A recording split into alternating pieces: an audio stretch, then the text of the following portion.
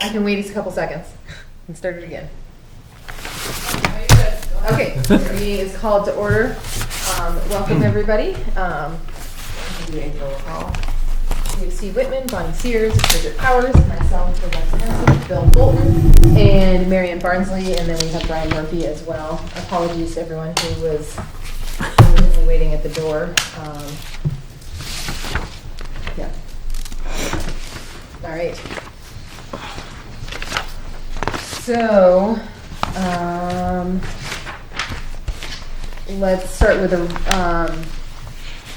review of the minutes from April 18th. I was not at this meeting, so I will be abstaining from this vote. Any comments, edits on the minutes?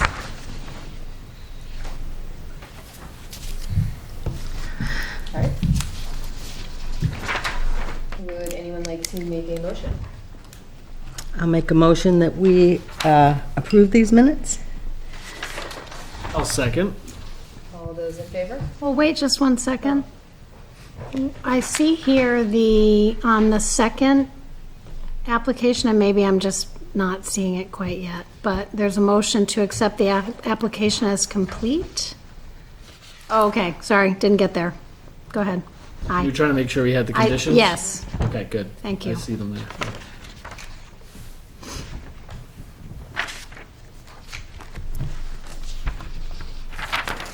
so do we vote now? Oh, I'm just wondering if we have a, Do you have a second? Who seconded it? I second. Oh, okay. just one thing on that, I wasn't here, but it does say we have a motion and a second, but I don't see an all in favor, the result of the vote. Am I missing something? For the second one? For the public hearing.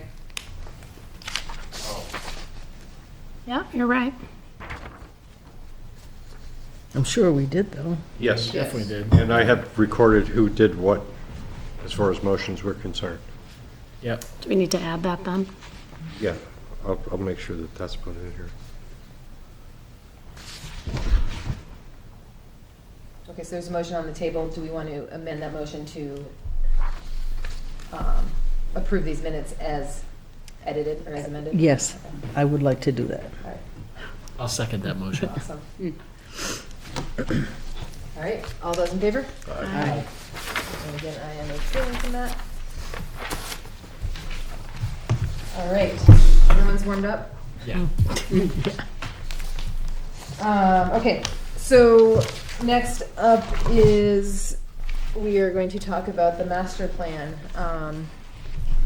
And wanted to kind of have a discussion about what we're doing, why we're doing this. It seems like I missed the first work session. I think we've had sort of a smattering of participation in the two different work sessions. So I just want to make sure we're all on the same page. And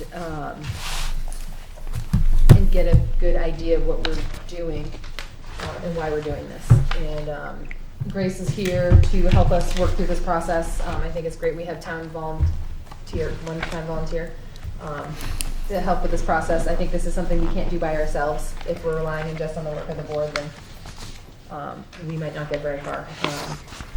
So what I'm sort of seeing for tonight is talk a little bit about why we're working on the zoning ordinance. Talk a little bit about the ground rules that we established in the first session, and we did talk about those in the second session as well. Want to reflect a little bit on the second session where we talked about the single-family residential. We had just, I think of the people here, it was just me, Bonnie, and Bill that were present for, right? Yeah, I wasn't here. For that conversation. So just kind of reviewing that discussion a little bit, and then if we have time to get into talking about another district. So. Perfect. So, I don't know, Grace, if you've been, when the first meeting, did you join us at the table? No. Okay, all right, Yeah, we stood. We kind of were over. Right. okay. So, I think if Grace, if you're gonna participate, you need to be near a microphone. It's on, Why not? yeah. Well, do you need me to? Yeah, so let's just Do you talk think there's about, time to do that? Yeah. we can, let's see. I want to review the mission really of why you're doing this whole review of the ordinance. Yeah. I'm happy to start. If you do you wanna maybe dig into this and I can add, or? Kind of planning board 101 level. Yep. All right, so in the state, you know, the state statute book that we get, that Brian gives us, that has all the laws, right? So in that, it talks about the relationship between the master plan, which is the planning board's duty to prepare, which we worked on for 2 years and adopted at the end of 2018, and zoning. And in the master planning process for the town of Plymouth, we identified areas that we wanted to take a fresh look at. And there were different reasons for some of the different zones, and we didn't get into deciding how to resolve them or if they need to be resolved, but we said that they needed to be looked at. So our master plan has indicated that it's time to look at the zoning districts and see if they still fit their purpose, if they still have the right mix of uses and the right dimensional standards, lot size, all of that stuff. Do we need new ones, additional ones, fewer ones? Like, it's all on the table. And so the process that we started 2 months ago, Can I please, jump in please. Real quick, and I just want to talk about where from the master plan, that came from the input that we got from the board and from the town. So the master plan as a reflection is the largest bit of public input that we have in multiple different ways. So those were identified as important through the entire process, through the public planning process, through the public involvement, whether they are workshops, people who are coming maybe to our meetings, the survey, things like that. The focus groups, yeah. Yeah. That's an excellent point. So it's a big job to think, and you guys already have a sense of this, right? So it's a big job to think about evaluating the zoning we have and figuring out what we know, what we have questions about, how to address it, things Brian's quite aware of that have been kind of perennial problems. And so what we thought was that we would work together through these work sessions and keep it as open and transparent so that the public can watch from home or it can come in, as Grace has been coming in and Frank comes in, and ask questions and make suggestions along the way. And it's a messy process. There's no one way to do it. And what we had originally, I think back in February or January, had said we would do was to kind of walk through a couple of districts at a time or one district at a time, just to confirm what people think about that district, questions they have. We don't have to have answers right away, but what questions do we have? What issues or opportunities do we see?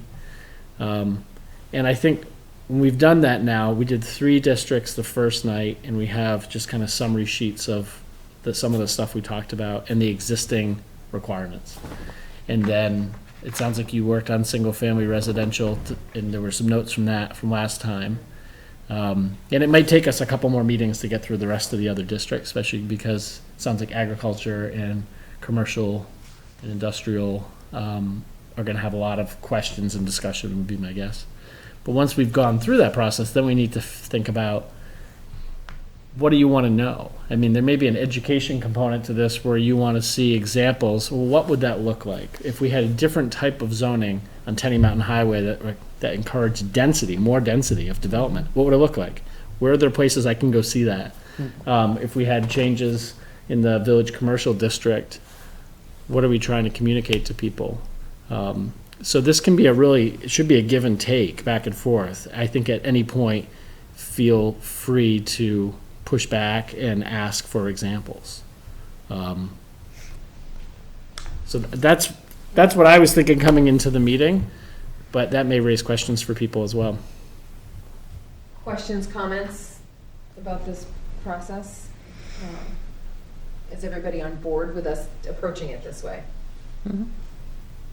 I mean, ultimately, it has to go to the voters. Yeah, that's true.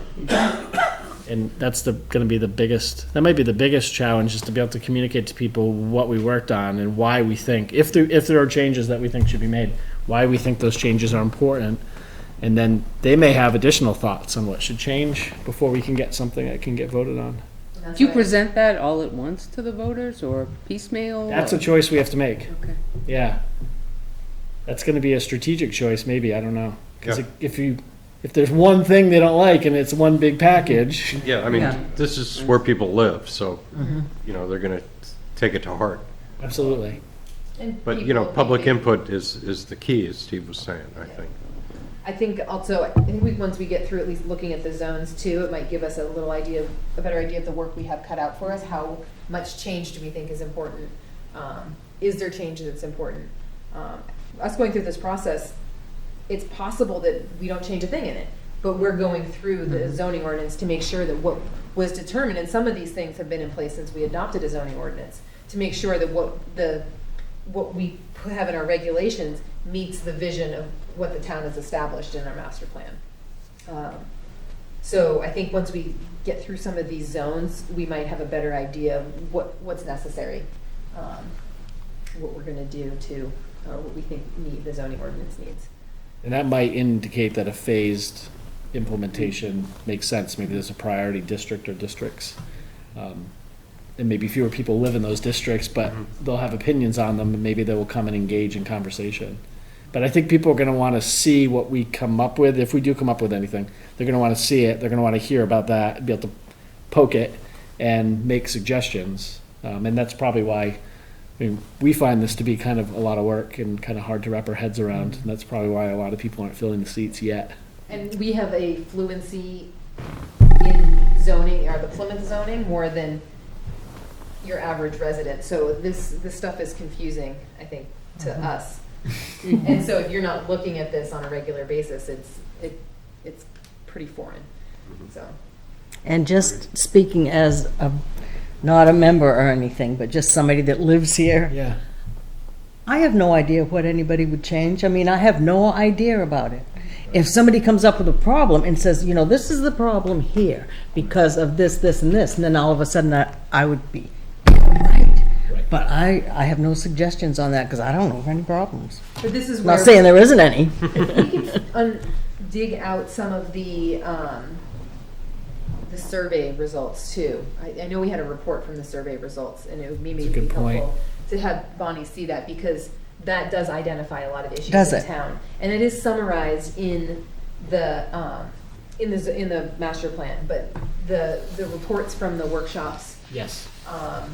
those were the facilitated discussions, and it is the record of what we did, and what was informing the master plan itself. It's a really good idea too, because I remember I went to the economic development workshop over at the public library, because that was the topic I was least interested in, so I figured I had the most to learn.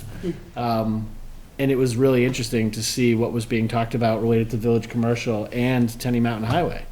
For, you know, how do you get different types of development? What are the opportunities with the infrastructure we have? Because we have tremendous opportunities. So it'd be good to look at those specifics. I'd like to say that I think what would be helpful is a framework for the review of the zones, and that is the expectations that people have in a particular zones with respect to the 6 items that we use to craft our ordinances to mitigate, and that'd be the site. In other words, we have these setback issues, we have building heights, the sound. We have an expectation in a single-family zone of quiet, whereas into the industrial zone, commercial zone, we acknowledge there'll be less than quiet, there'll be a little noise. But if you can frame the contents of the discussion towards the expectations of quality of life and quality of living for each of the zones, and then you would start to go down the list of the issues that you, the planning board, use to evaluate an application for a change of use or use of that piece in that zone. One of those considerations would be those 6 issues of the purpose of zoning, and I think that would help your overview evaluation process of looking at all of your zones. Thanks, Frank.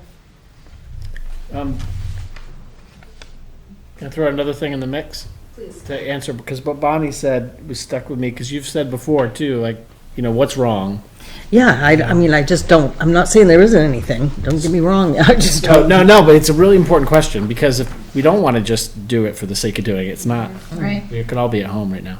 But so in the master plan, I had pulled out at one point some things that were in the master plan. And so in the master plan, we had kind of 4 goals: minimizing sprawl. So right now, we're in a situation where on Tenny Mountain Highway, we're sprawling. We have separate exit and entrance points, which we've talked about. How is sprawl defined? There is a definition, and can't rattle it off. You know it when you see it. It's like Yeah. something else that's also defined. Things Lack not, Low of density. cohesion? It's low density, it's auto-oriented, so it's the big parking lots, single-use buildings, it's that. It can look different in different places. So I would say, like, for a place like Tenny Mountain Highway, more than downtown, sprawl is happening. We have a pretty low rate of growth, so it's kind of, you don't really see it unfolding quickly, but you see it happening stretched out over a large area that has infrastructure. But we're starting to see the reverse happening now, too. In what way? Oh, well, look at the Riverside Landing development, for example.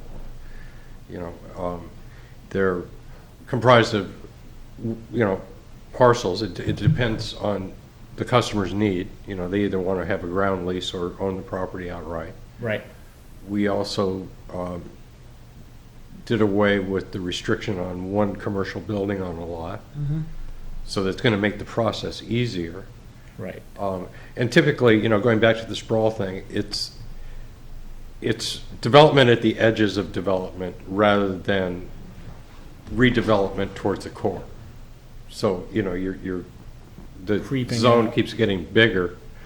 The existing buildings stay until, you reach the granite wall, and then it starts again. I mean, it's almost like if the downtown wasn't as built out as it is now, there would be room for development down there and people would jump all over it.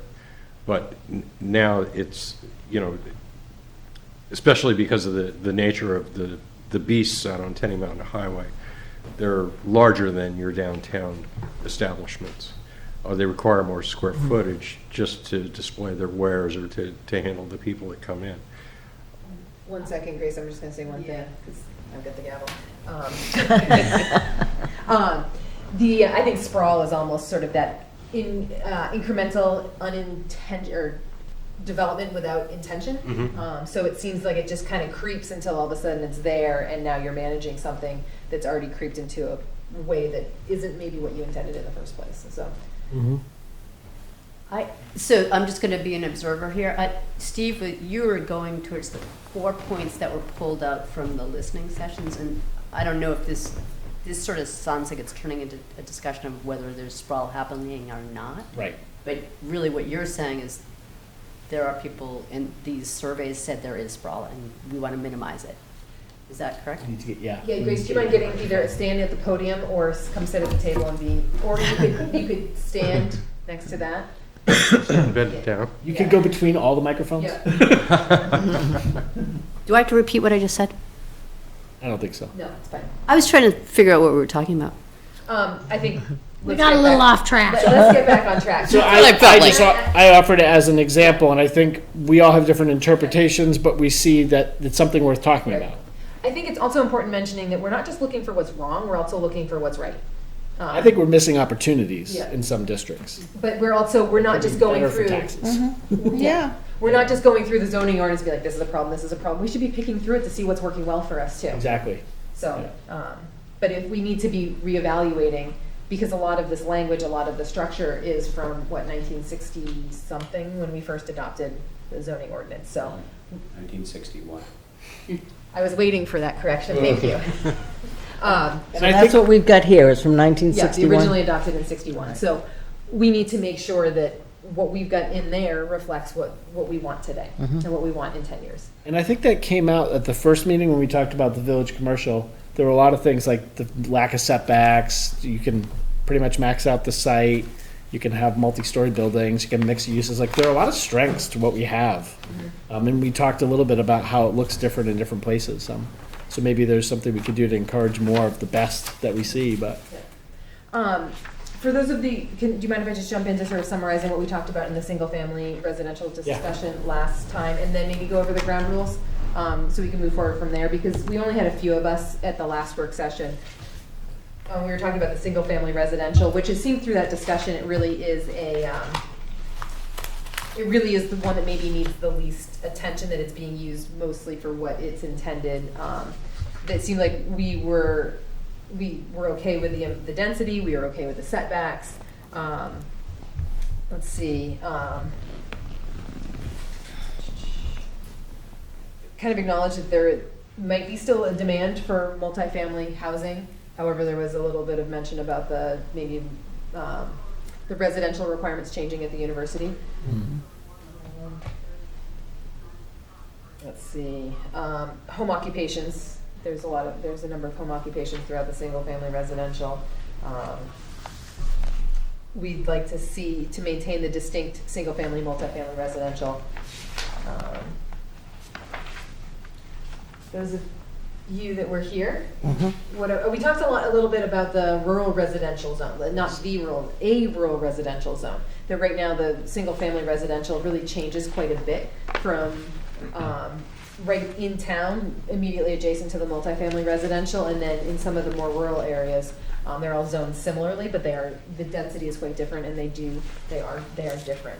And then we talked a little bit about how, while not in the single-family zone, there are single-family residential areas, maybe within the agricultural zone, and what that means. Do those need to be included in some different zone that maybe would be a residential zone outside of the single, like a rural residential with different density? I don't know. So, Were there examples of parts of town that you all talked about for examples of what you thought could be rural residential zone? Like Reservoir Road. Okay. Yeah. The key feature being that because of the patterns of development, the lots are larger. Right.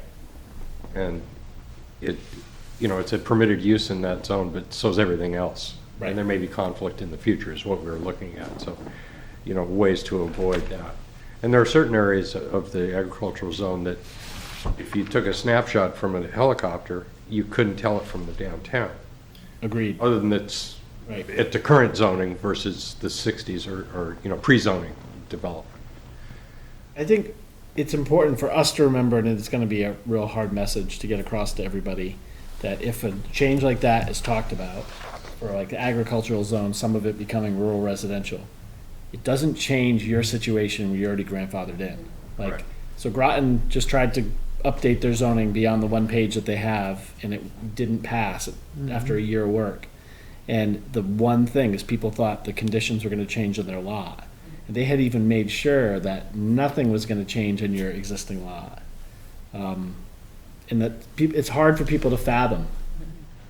and I think that's something that we did talk about is if the zones change, are things grandfathered in, or are they, is there some sort of sunset? But ensuring that there is that grandfathering in to protect those people that already are in those areas.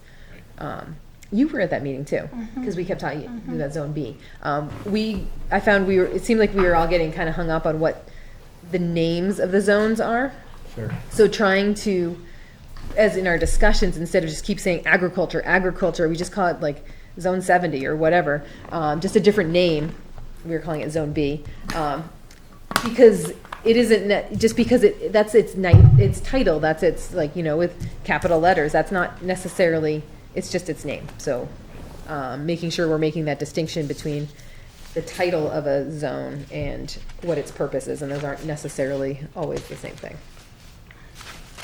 Well, see, I'm sorry, but that's what I thought when I think of agricultural zone. I think, okay, farms and stuff. That doesn't mean they're all farms. There's homes and no farms and whatever, but that's the way I picture it, single-family zone. Right.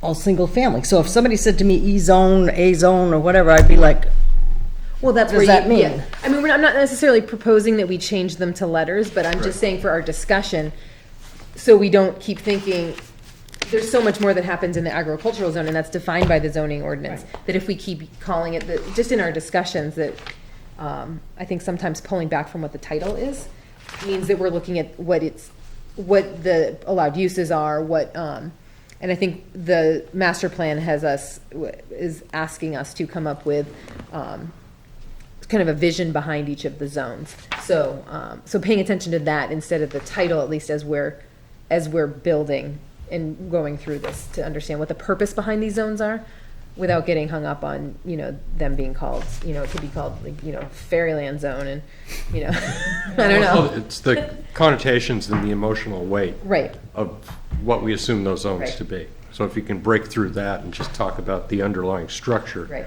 of this area of land, which won't be named, Yeah. maybe you can get clear pictures of that, Yeah, rather than, Baltimore zone? Yeah, because you, like you said, when you think of the ag zone, you're thinking of farmland.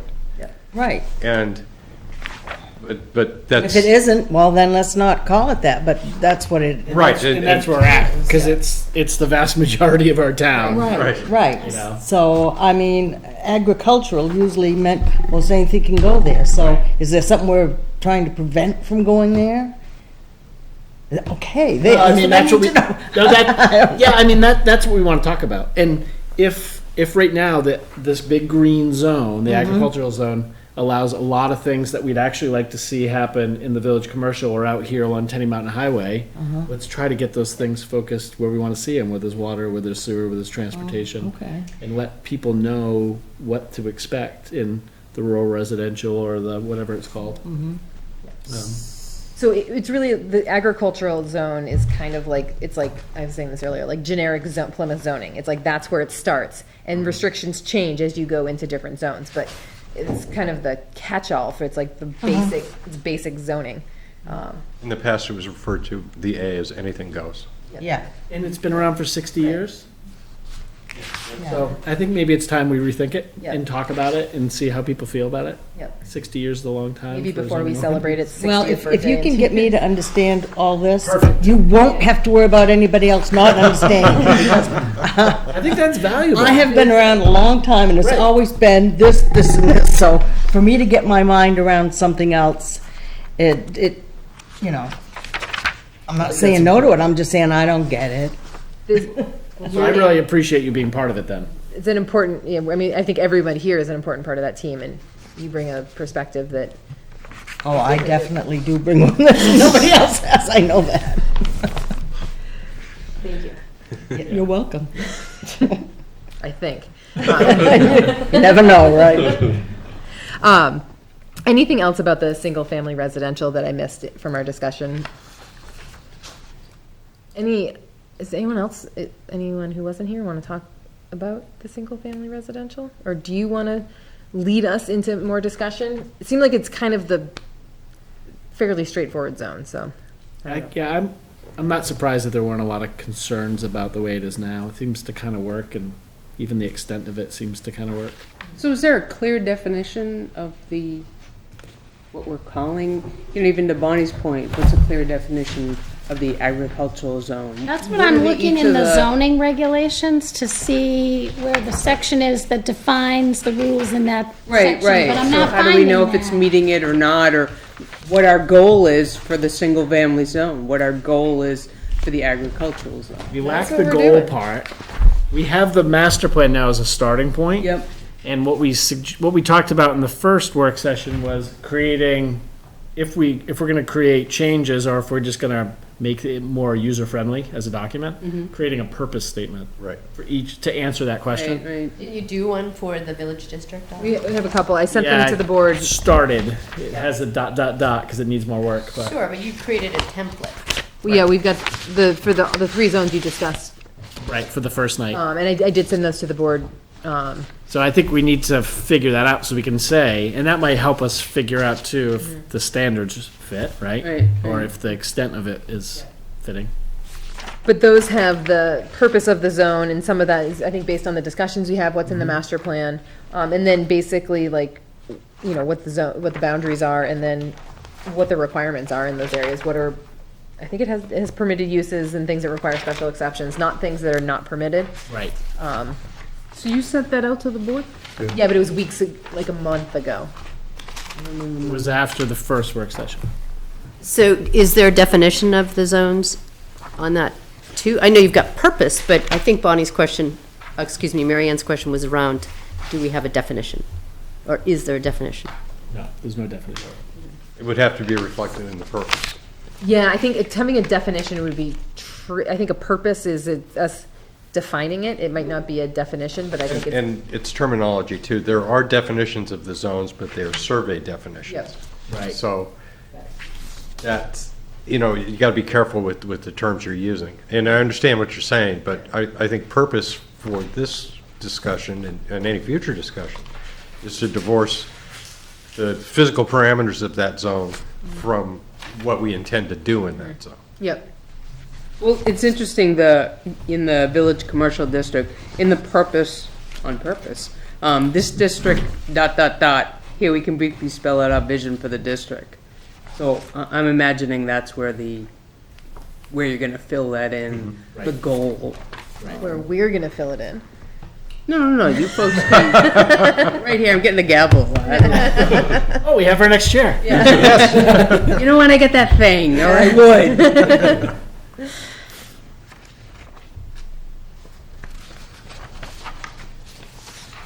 All right. I So, think I have that right here, what you were just talking about. Yeah. Did I get the right one?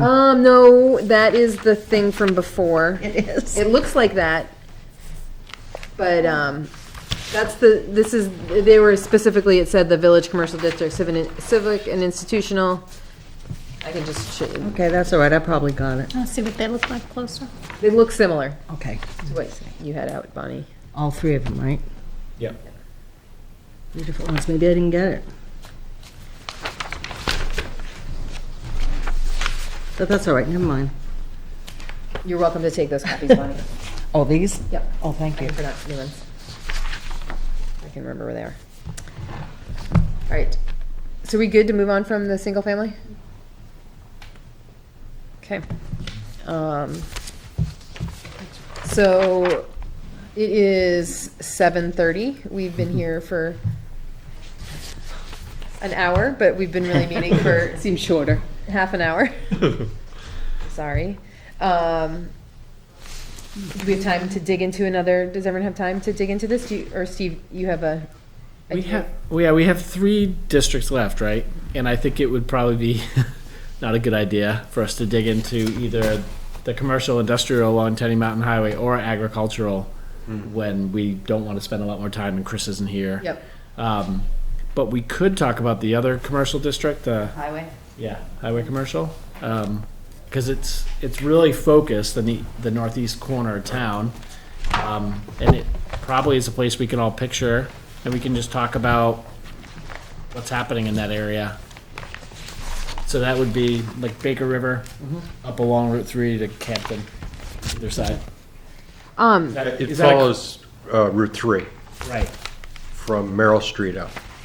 from Merrill Street to the Campton line, either side. Just a quick sort of logistical thing. I know, Steve, you answered this question for me a while ago, but we were talking about printing out big maps, but there was something about the formatting of it that we weren't able to print out big. It'd just be really helpful to have a map that we could throw up every session and just show where the zones are. Right. If I can get a good digital copy of those maps, we have, Master plan maps? yeah, I can put that up on the screen. Oh, yeah, the screen was just, if we can, I brought a projector, and I projected them the first meeting. okay. Yeah, you did. right. We can plug it right into a large television now. Oh, because it's going to be mounted here? We can roll it in as necessary. Okay. Okay. The other option is like this map, if we could just get the map file from North Country Council, it costs $6 to print it out. Large format. So, as Anyone? long as it doesn't have an aerial, that's when it gets really expensive. Okay, that was what it was the, You can print this as a blueprint, yep, and it's cheap. okay. Brian, do you want me to try and find somebody to talk to at North Country Council, or do you know who to talk to? I wonder if Tara has that, or the They're fellow both that gone was now. helping us. Greg and Greg. Tara are both gone. Yeah, I can find no, Greg. Oh, you can? Yep, Because he was pretty much handling our maps. I'm hoping if he had kept a copy of it, then I'll get in touch with Or James Steele, I'd be happy to contact James. He's kind of the master GIS person at North Country Council. He's super easy to work with. Do you wanna- They just never, it was, I think, not a deliverable for them to give us the large format ones. Do you want to try him first, and then Sure. if you don't get in touch, I'll reach out to, Okay. I'll uncover Greg. Up from the maps and the master plan. Doug Wolf have it, or access to it? Who's that? He's the North Country Council. Is he a staff member? I think he's like the director or something like that at this point, but. Let's try the GIS person there first, because I think they might have them, because if it's a aerial in the background, they might be able to just like delete that, and Yep. so. So I just want to be clear what we want to ask for. Do we want to get the zoning map from the master plan? I think I think it's the cleanest looking that we Right. have. It's not, it might not be exact, there's a little discrepancy between, I think, isn't there some discrepancy Yeah, I between some of the think we zones straightened out where the highway commercial was, I remember. on there? So I think Right. that's the cleanest looking one. Do we And want to it- get this one too, the kind of future land use map Yeah. that we have in there? Yep. But mean, if do we they're- need existing land use? I have that one I mean, here. if they're $5, $6, is that helpful? Yeah, I think we should get that. Okay, So yeah. existing land use, zoning, and future land use. Would you rather have paper map than a projected map? I think that would be easier for us to It would just just be handy, slap it up Okay. on the, because then you know what'll happen. You'll roll it in here, you have it all set up, we won't look at it. Right. Those people. But the maps will be lost in my office, so just so you know. or we can roll them up and hide them in a corner. Or we can put them up so everyone has to see them. I left a pair of mittens in here for like 2 months and they just sat there. Kind of like a water bottle, huh? Yeah, done that too, yep. I've got a whole corner of things. She's slowly Just moving designate in. the closet as the Yeah. chair's locker. I know the front door is very secure, so. That's for sure. Okay. All right, Can I ask a question? please. So do you have one of those templates for this highway commercial, Steve? I mean, No, is, 'cause and we is that haven't a talked about it yet. format from which to talk about? Yeah, you could use that as a Or- format. And I also know Frank made a suggestion about another methodology based on the six items or issues. The first meeting, we tried not to, we should go over the ground rules. We had the ground rules, but we tried to just let people share questions and feedback on the zone and not restrict them too much. But, and it went well, the first three. I don't know, maybe we were fresh.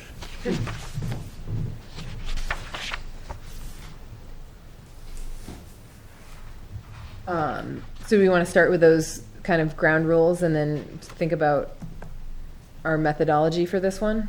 Sure. Okay. Just writing down these maps. I guess I have more of the mission, less of the ground rules, so maybe, I don't know. Yeah, go ahead, that'd be helpful. So I think they're sort of the same thing. I think Steve maybe referred to them as ground rules, but Sorry. no, it's all good. So the first one would just to review the aspects of the current district, and in this case, it would be the highway, commercial. And assess if they help to achieve the vision of the land use plan. And where they're compatible and where they conflict. Or conflict. This is the highway commercial. Everyone's got a good visual of where the highway commercial is. It's basically the properties to either side of Route 3 all the way up to the Campton line. With the exception of a funny little blip of the multifamily residential. So here's a question I have, Brian. So this map, not the legal map for zoning, but it shows a lot of pink. It shows just south of the Baker River, and I can walk it around if other people want to see it. But it shows like just south of the Baker River, like the community gardens. Yes. And then it shows pretty much all around the Common Man and Rhino, Bike Works and all that, which we know there's a neighborhood in there. And then it shows, as you said, up on either side of Route 3, which we know there are some neighborhoods, we know there's the Plymouth House, there's some different things in there. So it seems pretty extensive for that northeastern corner, it's kind of all pink. And then the map, what we call map 9 in the master plan, I just want to provide another visual. Because we obviously talked about this quite a bit at one point. In the master plan, we talked about making it west of 93. Yeah, west of 93. So it's still on either side of Route 3 from Fairgrounds Road to 93 underpass. But it definitely looks like it takes a little bit more space to the west of 93 and north of Fairgrounds Road. And I don't recall those conversations, probably any more than any of you do. So you're saying that the space of like that seems suitable for additional development moves further west along Fairgrounds Road? Yeah, at some point we said, the quote we have here for that, and I think this is just part of like, is it consistent with the future land use? Right. We wrote, this area north of Fairgrounds Road has several large tracts of land, few limitations to development. and close access to state and interstate highways. Now, it doesn't mean that we necessarily want to take all the other zoning away. Yep. But I think at one point, we talked about north of 93 to Campton, that there was the Plymouth House and there was a lot of residential development. Yep. Yeah, so I just point that out. It just seems like it's a slightly different focus than what the existing zoning is. Okay. I don't know if that's good or bad. It kind of ignores topography, though.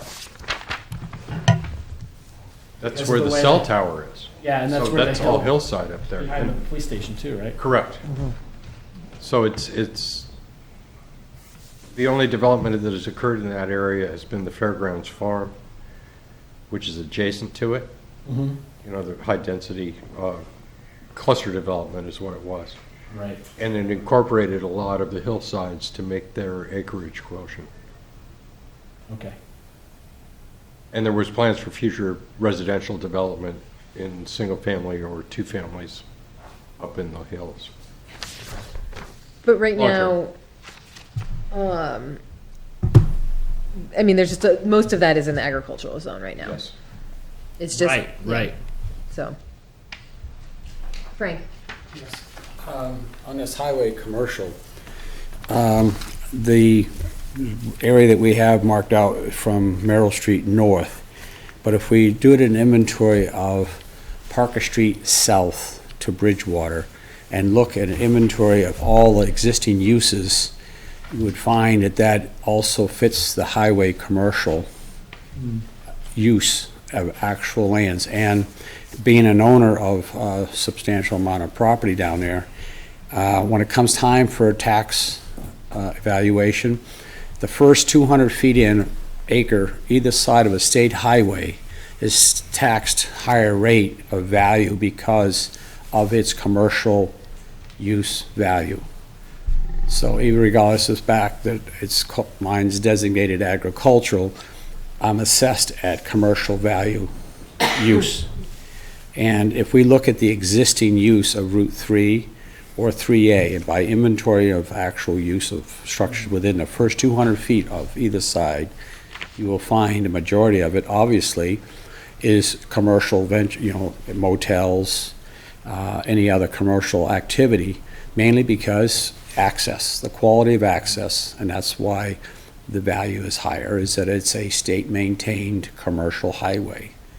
So the logic for the Merrill Street to north to Campton line as highway commercial is appropriate, but I would like to suggest that we think about from Parker Street south to Bridgewater boundary also as commercial, because that's the way we are using it now. I guess my question is, are there restrictions on, different restrictions on highway commercial than there are in agricultural? And what's the purpose behind the agriculture? How is it, or behind, no, I don't want to get into that, sorry. Behind the Again, highway I go commercial. back to those 6 parameters. Hang on a sec. Well, yeah, I'm looking at these charts Yeah. of what's permitted and what's not permitted and what's permitted by special exception. It's not very user-friendly, but, for example, permitted in the agricultural zone are accessory dwelling units, cluster residential development, which in the highway commercial is only permitted by special exception. Manufactured housing is permitted in the agricultural zone, but only by special exception in the highway commercial. So I'm thinking this is what we need to look at, is the comparison of these permitted uses. Correct. So I guess, yeah, sorry, I don't mean to cut you off. No, Please continue. this is, it's hard to look at it this way. Right. I have Not to sure if say, there's a better way to present this that's not so tedious to compare. You have to do what I had to do to create those initial sheets. And if you want to do a district by district comparison, you just create a spreadsheet and put them next to each other. so It's just a little tedious doing it. total side note, I find ours a lot easier to look at it than a number of different towns that I've seen. It's actually, because it's in a table format and not text, it's easier to see. So Frank, your comment is that you would like, well, I guess what I'm hearing when Bridget looks at this table of uses, that the highway commercial is more restrictive than the agricultural zone. Right. So currently, south of town on Route 3 is agricultural. Correct. So putting highway commercial on there would be actually more restrictive. Well, that's, if we're in a reevaluation mode of our district's, its use, our actual use, and the expectation of the intent and purpose of a named labeled zone, this is where we're at in that. So part of that is our existing level of restrictions for a zone, and then what are we actually using or doing in that areas, and, you know, so if we question why do we have everything labeled agriculture when the dominant activities, say on Route 3 South, is commercial, then this is a point of discussion, so. It is an I think important this point is of really discussion, good. yeah. Right. So I have two questions related to his point, because I wasn't even thinking about South, so it's good that we think about South. Is there water and sewer infrastructure along Route 3 south of Parker Street? That's a consideration. If there's no water, so there is north, right? There's. Yes, there is Go no. to the Camden Town line. Yeah, because the Wilson Tire Building, which actually straddles the line, has water and sewer. So that just Where might they be a have consideration sewer, That's for an interesting point, use, yeah. Not sure use about and water. density, that Right. might be a consideration. Yep. And then my other point would just be to think both about, like Frank said, think about what the uses are there now, but also, back to the purpose statement, what do we want it to be like? Right. So if we zone it as highway commercial and we don't think about the standards, every developable lot will eventually have a highway commercial use on it. And so you can picture other parts of Route 3 in New Hampshire that look like that. If we want to allow for some commercial development and we want to have some standards for what that should be and what the density of it is, I think this is the time to do it. I think And this so is- also Route 3A needs to be considered also, because it is also a state highway. Yeah. I think what I see along Route 3A, along Route 3 south of town, and in what is now the highway commercial district is probably the biggest mix of residential and commercial use than we see anywhere else, aside from apartment living in the village commercial district. So I think we're dealing with a huge variety in how these areas are used. And to a certain extent along Fairgrounds Road as well. So, and how do we appropriately capture all those uses? Right. And I mean, a little bit to the lesser extent on Route 3 South because of, I think there's a lot more topography and geography constraints in that area. Some parts more than others. No, sorry, Route 3 South, yeah. I mean, the river, there's, steep slopes, yeah. We don't have a steep slope ordinance. No.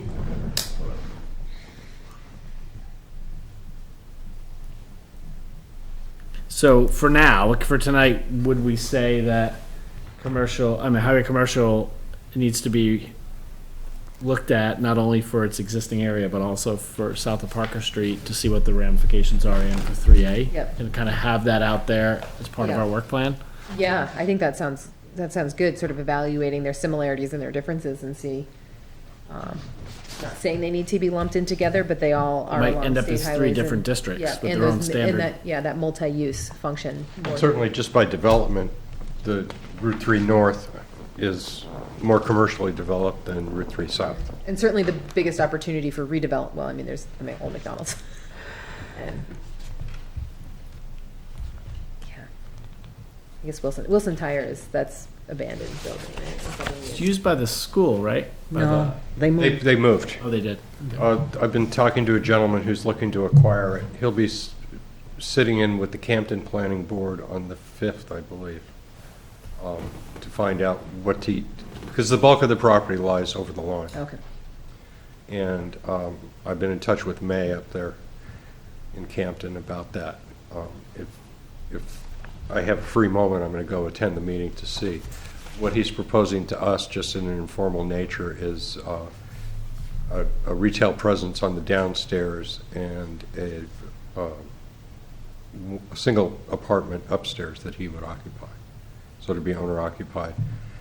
The existing warehouses, his idea would be to put them out to let, either for in commercial storage, equipment, because it has the big garage bays there, but nothing like you know, a truck terminal or something like that. It would, not an operating place, but a storage place, but geared more towards commercial uses. People that have bulky items that they can't store in their yard, they can put them in there.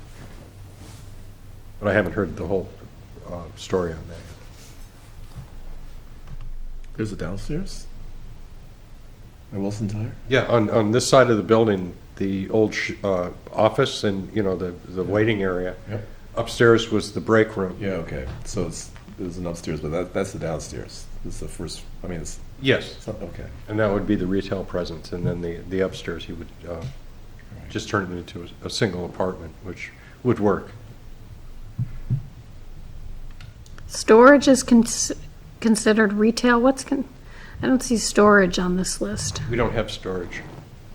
So is that considered And then retail? After a lot of this was brought in. Interesting. I don't know how, you know, there's warehouse in here, which comes the closest to it in idea, but in execution is totally different. I feel like it's just another example. Essentially, it's a space that's used to put something in, but no activity is occurring on that thing that you're putting in there, in that space. Except for the occasional argument. Right. Yeah, so this is all, again, use-based, whereas form-based would look different. It could, yes. Yeah, or You just, can do a combination. You can have some districts that are more form-based and some that are more use-based. it seems like every time we come up against another use and we're like, why isn't this in the table? Right. It just seems like we've got all these uses, but we have this like itty bitty list in because we can't come up with an infinite number of uses because who knew it was gonna be a virtual reality froyo? Right. You know, how do we? Right. And some uses just stop becoming popular uses. Yeah. Right. Like a bowling That's alley. why a lot of communities have really boiled it down to, do you allow commercial activity? Do you allow, residential may have different connotations, but, they've really boiled it down. That sure would be to define it. easier. And I care much less about what the use is than what it looks like. I mean, what I think of when I hear that is, first of all, it looks really lousy now, but junkyard, you know? Right. The form-based seems more like sort of conforming with the existing buildings and existing structure, right? Am I understanding the form-based? Yep, or it could be creating a new place. Yeah. If you follow what's going on in big examples in Salem and Londonderry with these big developments that are happening, those are creating new places to look like villages and downtowns. Yeah. There's not a village or downtown there now. It's gonna have multi-story buildings with nice material, walkable sidewalks, and a bunch of living places and business places and destination places. So it can be creating it in a new place. It's we're kind of in a nice opportunity here where we can watch what's happening in the southern part of the state and not have to go through some of the stuff that they have, because we just haven't developed as fast, so. But, I mean, I don't want to get into some of the other districts. It's so hard not to, right? Right. So, other thoughts, I guess, on highway commercial? Is now we've expanded it to potentially 3 areas that think Yep. they might need some kind of standard. right, and just the importance of the residential areas there too, and, Do we pull those out and make those single-family residential? it seems so complicated. I don't know. Well, yeah, because in the highway commercial, single-family dwellings, two-family dwellings are only allowed by special exception. I mean, so that, Yeah, but we're going to grandfather. sure, but it's sort of, I wonder if the current use should have some weight in the intended use because of what, I mean, there's some reason there are all those residences in this area that's called highway commercial, right? So I'm wondering if there's any logic to allowing the current features of the zone to have some dictation on how the zone continues. To make sure that you don't end up with a use in that zone that's gonna be so loud or so hitting on a lot of the performance criteria Franco has mentioned, that's gonna create. I guess so, yeah. Tough situation. And what is to be learned from how the zone has evolved. Right. in its current state. Yeah, because if we do have piece by piece zoning, yeah, it's just, yeah, that gets complicated. Not to mention the map is a mess, but. Right. And remembering too that that was the major corridor at the time that zoning was implemented. Yep. There was no good point. 93. So I think, you know, you see, you drive from here to Campton, you can see a lot of former supposedly vibrant businesses that are just mulching in. Because it doesn't have the traffic count like it used to have. So, you know, but it is, one of the points that Steve made, you know, it's adjacent to a state highway. So you know you're always going to get plowed. So it makes it attractive to, you know, certain residents who don't mind the minimal traffic noise, provided, you know, when the state providing that service for them. And it's, you know, it's freeway close. Plus, it's, you know, we're because it was an overlay, the entire zoning ordinance was an overlay. It wasn't, you know, build it and they will come. It was like, we better straighten this mess out. And it worked at the time. So they identified the uses that were happening. You know, the village was single-family homes, and, you know, a couple of strips in there were built as multifamily. So those became the multifamily zones, you know, and it was highway commercial up because you had McDonald's and the hotel and the electronics place and, you know, those kind of things. Garrity Lumber was up there, you know, Wilson Tire was up there. The Knoll Motel was up there. You know, and those businesses have transformed, at least a lot of them. The motel is now the 12-step place. You know, it's a beautiful campus. Yeah. They couldn't have ever envisioned that kind of use in the future. And there's still the single-family homes. And again, because they're out of the village itself, they're larger properties. So having water and sewer up there, or at least the sewer component of it, so perhaps we'll see more single-family development in that highway commercial zone than we would up Texas Hill. You know, because it's cheaper to build there. I think that's why we're here, in kind of a nutshell. And pardon me if I rambled, but That's helpful. Yeah. I'll give you some examples of Route 3 South. Whippoorwill Park, which is a residential trailer park, I mean, it's about 150 feet to 200 feet off of Route 3. I have a house, I own property alongside, and we can sit in there, and our expectations of quiet is not, we know it's not going to be quiet. So we can tell which trucks are going to and from work. And that's an expectation if you're living in a house, single-family residential house near a commercial road. Single-family zone quiet is not an expectation. That's why we have signs, no through traffic and truck in a single-family residential zone, because that is one of the expectations of living in there. So right now, the profile of all of the single-family homes on Route 3 South that are there long before zoning, none of the people expect super quiet, noise-free living. That's, you know, and then of course the actual built-up housing of Whippoorwill is sufficiently far off that you get indirect noise. It's a little higher elevated because of the truck traffic, but it's not right next to it. So I think it's how you would, you know, in labeling it, what it would restrict for someone wanting to put up a single-family home in that area. You know, the expectations of total quiet, vibration-free living is not there. Yeah. But let me ask a quick, let me take the butt out of there. So how would you feel if the residents in that section heard that they were going to be called the highway commercial zone? You think they'd be okay with it? Well, Because you could have a Wilson Tire down there, for instance, right? Right. Is that what I'm hearing? well, you I'm just have, trying to you test have Alex Ray's facility, you have Constructs Storage,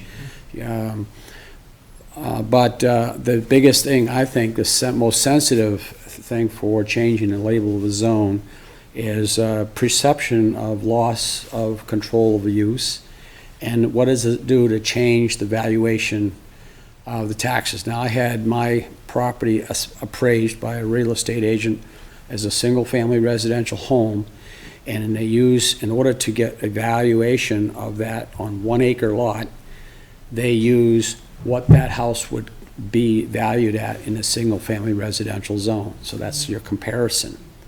And so now, if you have a house, a single-family house in a 1 acre lot, it has one value in the agricultural zone, and that same house in the other zone has another value. And so there's a sensitivity to zone It's gonna be the changes. number one thing that people are Correct. gonna see. So I have a thought on how to move forward on highway commercial. And I'm using, Bonnie let me use this as a prop.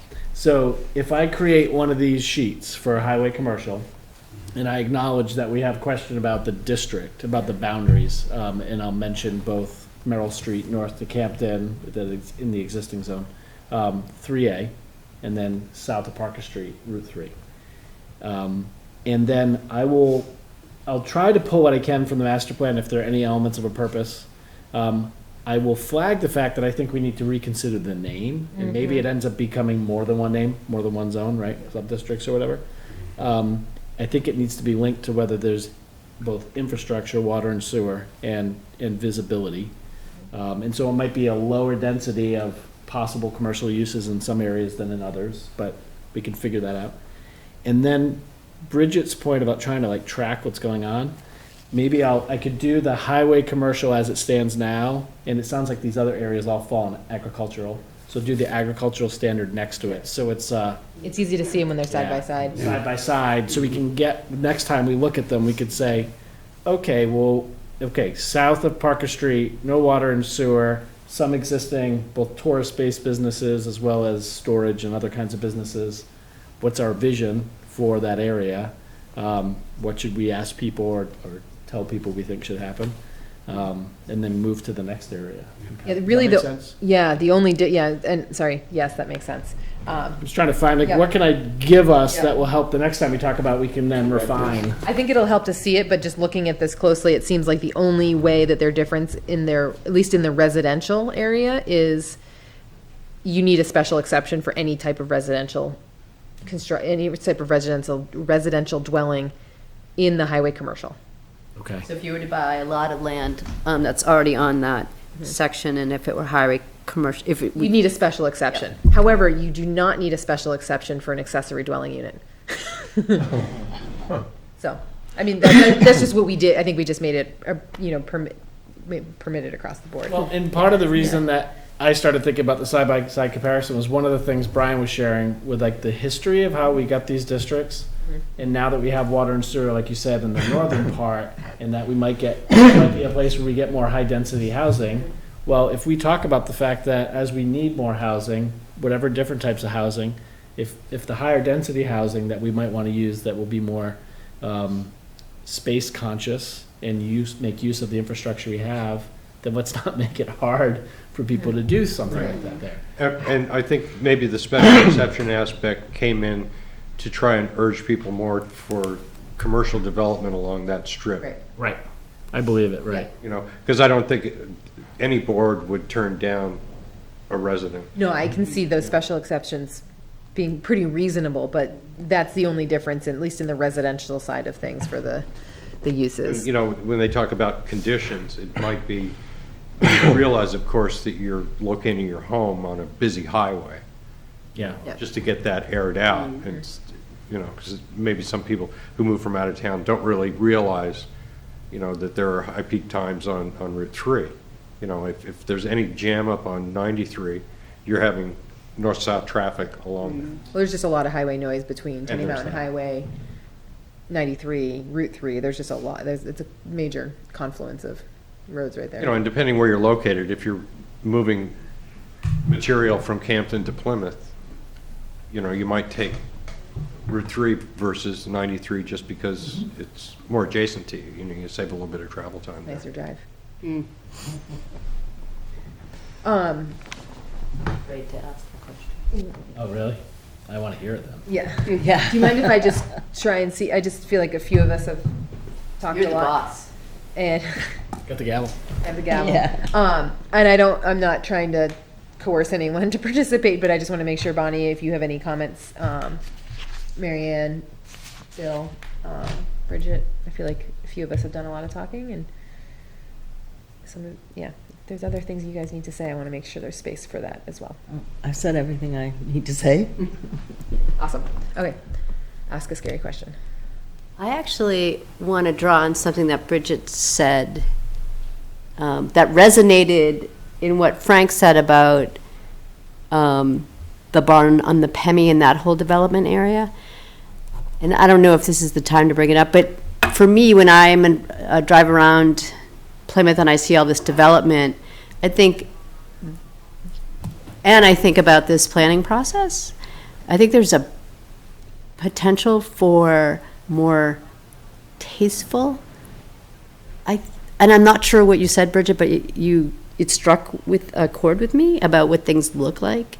And so if we're moving highway commercial down in an area where people live, this is just an example, and we do something like the barn, which is absolutely gorgeous, right? He did a great job with that building. And then we have something that's different down there that might be offensive to residents, or I know that when I see some things going up, I think about that aesthetic piece that's missing that some other communities have. And I know that's a judgment. Just throwing it out there. I think it's really an important thing to talk about, and maybe Steve, you might know more about the regulation behind design standards, and because I know that it's a tricky thing to implement design standards into a zoning ordinance. All I know is about historical districts, and that becomes something different, but I don't know. Part of it's the political will, to have the political will to say that we are going to incentivize or require this standard of construction because this is making an investment in our community and we're going to tax you more. But then other people are going to want to come and make a similar investment because of the quality of the development. And when you talked about like learning from the southern half of the state, that's what they're going through now. Nobody wants to be in a steel Butler building and they don't want to be located next to one. Right. And retail's changed and everyone has the retail delivered to their front door, so the strip malls are starting to go away.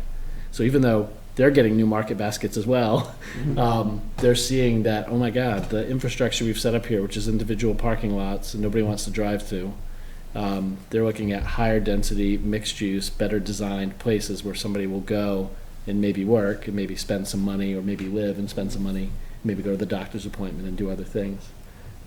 So we can build that in. Luckily, we can build some of it in to zoning if we want to have a lot of teeth, but we can do a lot of it with updated site plan regs once we know what the zoning is.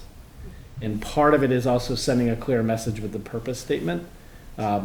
These three legs we talked about, Route 3 and 3A, I see as potential gateway districts. They're entranceways to town. They each have their own character. They each have their own mix of use. They each have their own infrastructure. And we could have them be 3 different zones or sub-districts. That could be gateways that could allow for a certain kind of commercial development to happen that we think fits with or without residential. And that might help.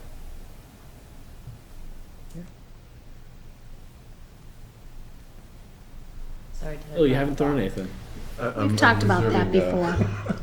We've talked about that before.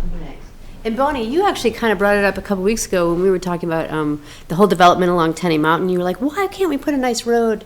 I swear to you, used the word, back. In the back. Yeah, where it's not just a big strip, that Yeah. there's like a pleasant little. Right, that's when we were talking about, I think, when we talked about the 25 acres up in back of Yeah. the Harris Brothers. So if that does get developed and different things go in, if from there could be a road that doesn't even have to come out back on Tenny Mountain, and different businesses that go in there, and then pretty soon, before you know it, you're up by Walmart, and you haven't had to go back out on Tenny Mountain, you just did all your stuff there. And maybe I was I don't know if that's translating possible that. or not. But. So Bonnie, that is possible. Oh, it is? Yeah. Oh, well, I think it would be a nice idea for, There's a couple of areas that kind of looking at. One is that Town West Road going up to like a Walmart area, and then also what's the second one? Oh, Green Street. Getting that kind of solved. Yeah. So, yeah, I was, 3A, or Route 3, excuse me. We also, inspired by that discussion about circulation, I had my students do a whole study at Tenny Mountain Highway and came up with a bunch of understanding and case studies. And one of the case studies, it was from Florida, so I hate to mention it because it was from Florida, but it was a roadway that looks just like Tenny Mountain. And what they did was they did artist renderings of what the zoning would be like. And I can share it with you guys, but it showed, the first thing was bringing the buildings closer to the roadway and changing the front of the parking lot so that it was a one-way road that didn't connect out to the state highway. And it had parking on it, and then it had a sidewalk and it had street trees. And so it became this frontage road, really, right? And then they kept some of the parking for the side and some of the parking for the rear, and they went up with their buildings. But it was helpful to see, like, okay, it's a state highway, I understand that, it's a place I know. Okay, now it's a state highway that they're allowing me to put a building in the parking lot, and maybe also put more buildings elsewhere on the lot. We can do multiple. It was a good visual. So. That would make Tenny look so beautiful and easier to get in and out of places without feeling like you're gonna get killed. Right. Anyway.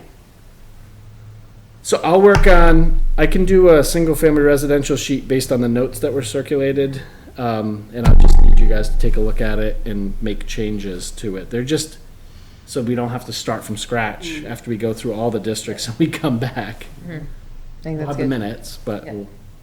Okay. Yeah. Anything else master plan related? Can I ask a question, Steve, of this, I know, really quickly, of this sheet that you're developing? Because I've heard like so many really good questions be asked about each zone. Are you capturing those questions on those sheets? I'm only capturing the questions that we captured on the flip charts, which were part of the minutes. And then I've captured questions Couple. here Yeah. that some of them are sheet worthy. Yeah. Is that of value to, But we're getting them in the minutes as well, right? Yeah. just, yeah. So you could have like minutes attached to the sheet so that you could reference or something. That's a good idea. I'd hate for you to lose some That's a of good this point. momentum on questions. I will work with Brian or the website to grab the minutes from each of those meetings and pull those out as a document so we don't have to go search for them when we talked about them, so we can just keep them in the same document. Okay. So that just seems like a good way to, That's a good idea. Yeah. Because we can quickly go back and just review if we could remember something was talked about.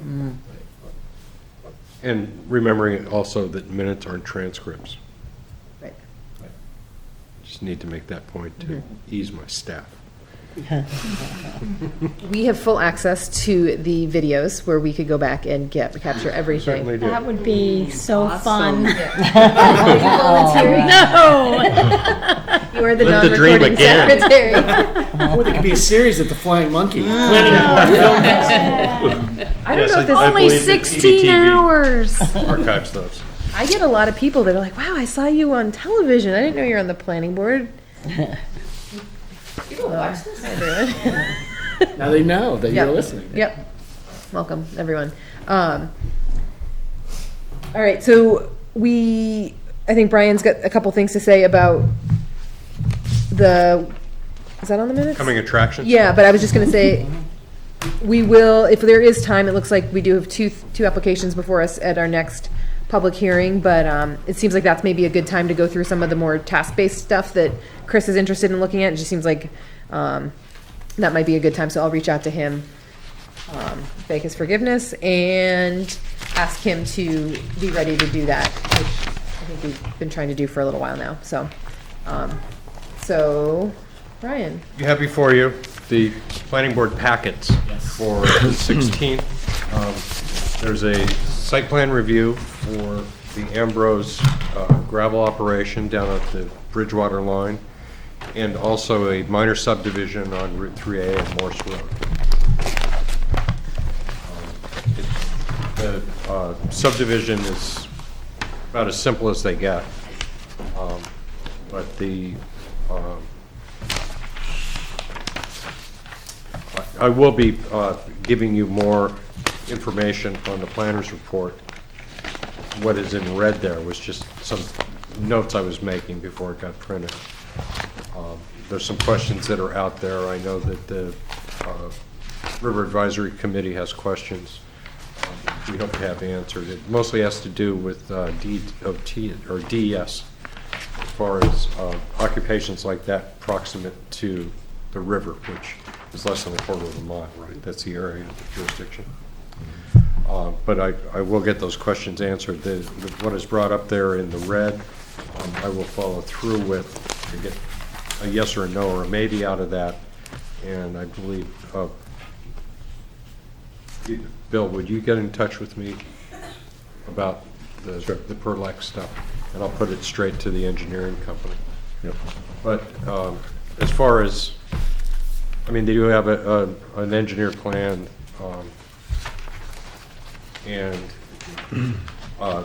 they'll be seeking waivers on some of this because of its asking for them, as far as, survey downs, things that, like, he does show the topography on the plat that I saw, but because that's not existing conditions, they're going to be working to a slope in the back. So that should answer the questions about topography now. And the engineering firm will be here to present that. So any of those technical questions, you can ask them. And that is it for that meeting. So there should be enough time. I'd imagine that this wouldn't be more than an hour and a half. Yeah. You never know, but I think in preparation for that, it's a good time to review the implementation section of the master plan. We had talked a while ago about each of us. Chris is going to be the one in charge of it all, but we each will get areas of responsibility, sort of pick through each of the implementation sections to sort of figure out how we're moving through those and coordinating with the right people. So, okay, so yeah, review that if you've got some time. Go through the implementation section. I have three other things. If anyone else has something else first. First is, I think the Office of Strategic Initiatives, is that what it is now? Maybe last year came out with a new planner's handbook. Was it just last year?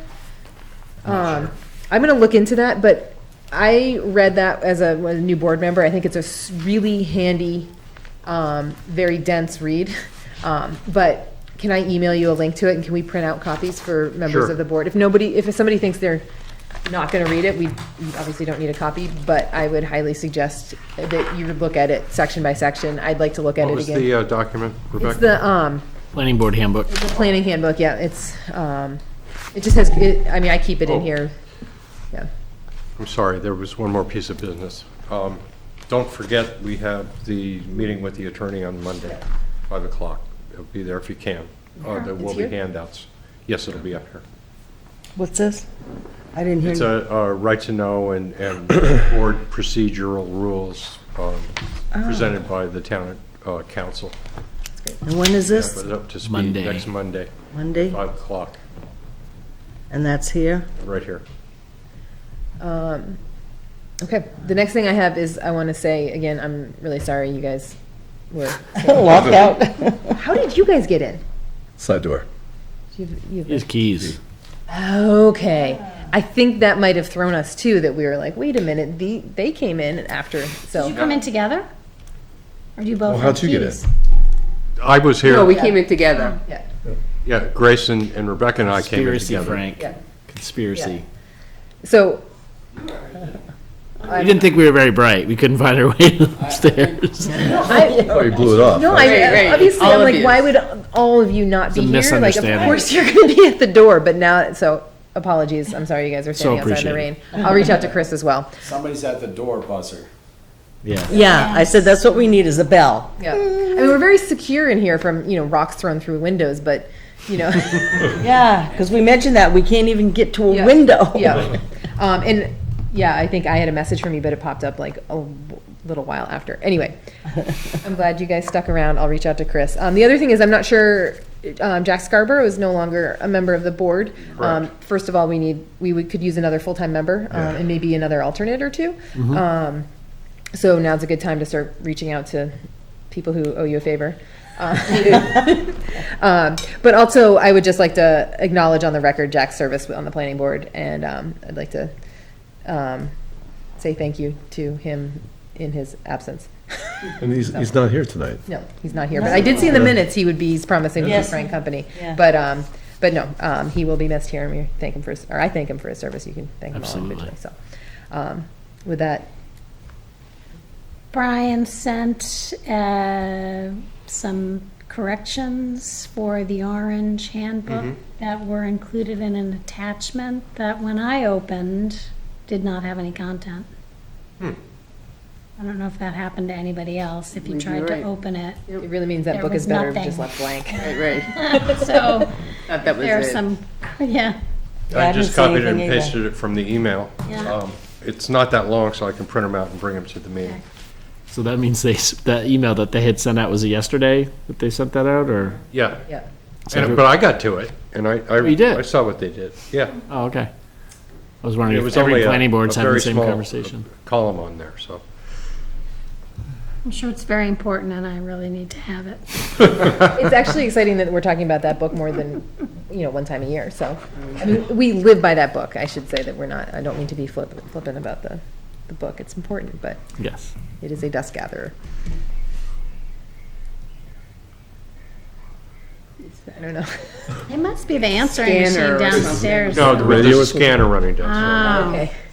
Go down there. So if you had broken a window, someone would have called the cops, and we would have heard that. Yeah. Right, someone's trying to break into the town hall. We ran through a lot of scenarios. No! You need the town hall. Yeah. Well, thank you for sticking it out. Just in general, all of you. We had good company. I'm just going to keep rambling unless someone makes a motion to Oh. adjourn. I would like to make a motion to adjourn this meeting tonight. I second. All those in favor? Aye. All right. We didn't have Jack and Chris fighting over who was going to. Yeah, right. Yep. Now, I'll just keep